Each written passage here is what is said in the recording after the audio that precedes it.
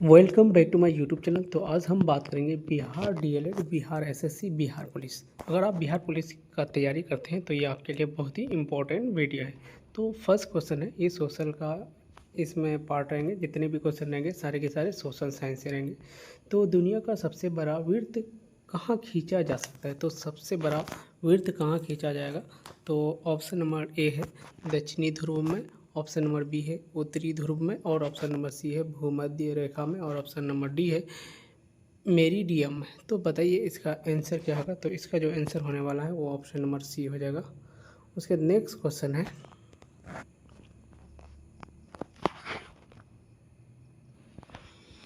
Second question है, शहरी भूगोल के अंतर्गत क्या आता है? आकार, रूप और मनुष्य द्वारा निर्मित बस्तियां के कार्य।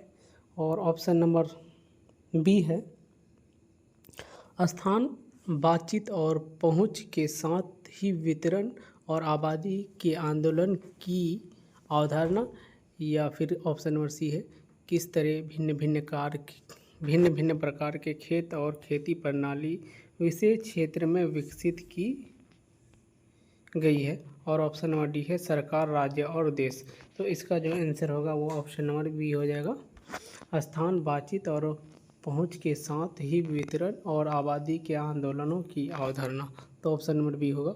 उसके नेक्स्ट क्वेश्चन है,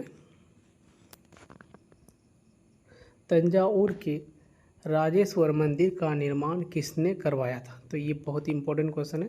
तो आप लोग बताइए इसका आंसर क्या होगा? तो इसका जो आंसर होगा ऑप्शन नंबर सी हो जाएगा, राज देव हो जाएगा, ऑप्शन नंबर सी। उसका नेक्स्ट क्वेश्चन है, प्राणियों का अपने पर्यावरण के साथ व्यवहार के अध्ययन को क्या कहा जाता है? मतलब क्या कहते हैं? तो प्राणी शास्त्र, या पादप भूगोल, या फिर पारिस्थितिकी, या फिर वातावरणीय भूगोल। तो इसका जो आंसर होगा वो ऑप्शन नंबर सी हो जाएगा। उसके बाद नेक्स्ट क्वेश्चन है, मिट्टी के बड़े बर्तन बनाने का उद्देश्य क्या था? अनाज का भंडारण, पानी का भंडारण, जानवरों का भंडारण, या उपकरणों का भंडारण। तो इसका जो आंसर होगा वो ऑप्शन नंबर ए हो जाएगा, अनाजों का भंडारण। किस क्या हो जाएगा? अनाज का भंडारण। उसके बाद नेक्स्ट क्वेश्चन है, निम्नलिखित में से गेहूं का सबसे बड़ा उत्पादक राज्य कौन सा है? तो गेहूं का पूछा है।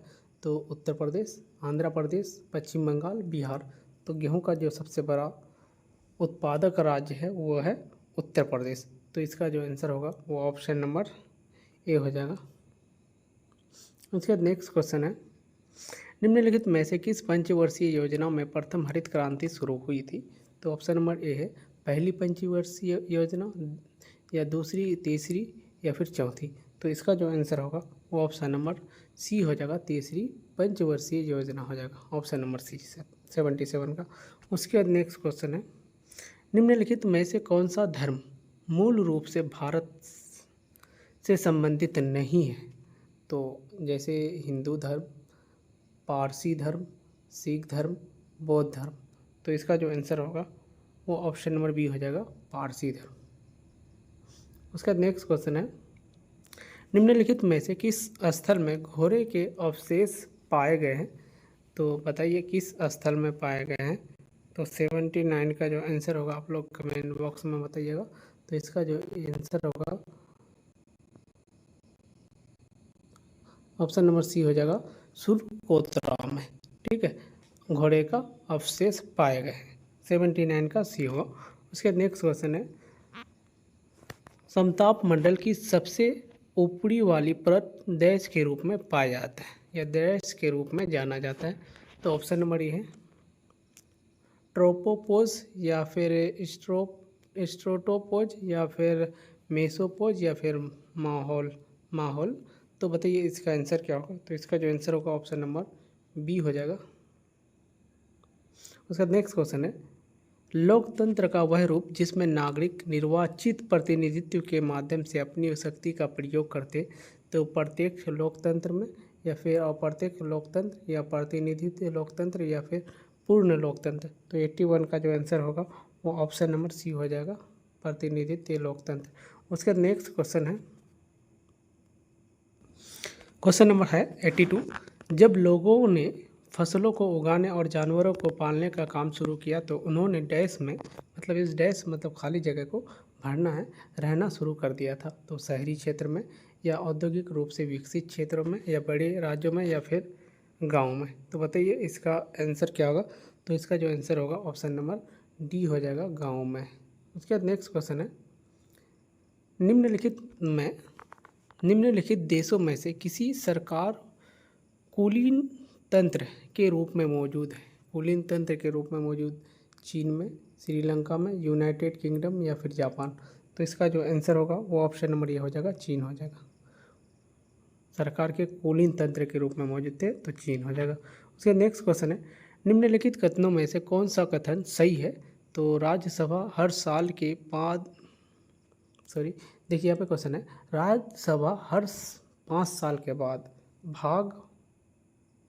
भंग हो जाती है। यहाँ पे पॉइंट है, भंग हो जाती है। उसके नेक्स्ट क्वेश्चन है, राज्यसभा हर 6 साल के बाद भंग हो जाती है। राज्यसभा पूरी तरह से कभी भंग नहीं होती है, या फिर राज्यसभा लोकसभा के विघटन के साथ भंग हो जाती है। तो इसका बताइए 84 का आंसर क्या होगा। तो 84 का जो आंसर होगा ऑप्शन नंबर सी हो जाएगा, राज्यसभा हर 6 साल के बाद भंग हो जाती है। तो राज्यसभा का कार्यकाल भी कितना होता है, 6 साल होता है, याद रखना। उसका नेक्स्ट क्वेश्चन है, लोकसभा सदस्य बनने हेतु न्यूनतम आयु है।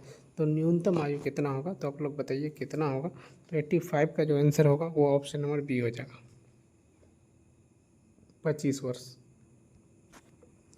उसके नेक्स्ट क्वेश्चन है, निम्नलिखित में से किस देश की सरकार एक अधिनायकवादी सरकार के रूप में मौजूद है। तो क्यूबा में, श्रीलंका में, या फिर वेनेजुएला में, या फिर म्यांमार में। तो 86 का जो आंसर होगा वो ऑप्शन नंबर ये हो जाएगा, क्यूबा। याद रखना है किस देश की सरकार अधीन है ना, अधिनायकवादी सरकार, अधिनायकवादी क्यूबा में, याद रखना। उसके नेक्स्ट क्वेश्चन है, किस तरह से राजनीतिक विज्ञान, समाजशास्त्र और अर्थशास्त्र जैसे विषय समाज के कार्यों को हमें बेहतर समझने में मदद कर सकते हैं। तो जैसे वह विषय समाज से संबंधित सभी जानकारियाँ प्रदान करते हैं। उसे देखिए दूसरा ऑप्शन है यहाँ पे, इन सभी को सामाजिक संदर्भ में आसानी से समझा जा सकता है। और ऑप्शन नंबर सी है, इन विषयों में समाज से बेहतर कुछ नहीं है जिसे समझने की आवश्यकता है। वह आंतरिक रूप से आपस में जुड़े होते हैं और वह सामाजिक प्रक्रियाओं के लिए एक समग्र समझ प्रदान करते हैं। तो इसका जो आंसर होगा 87 का ऑप्शन नंबर डी हो जाएगा।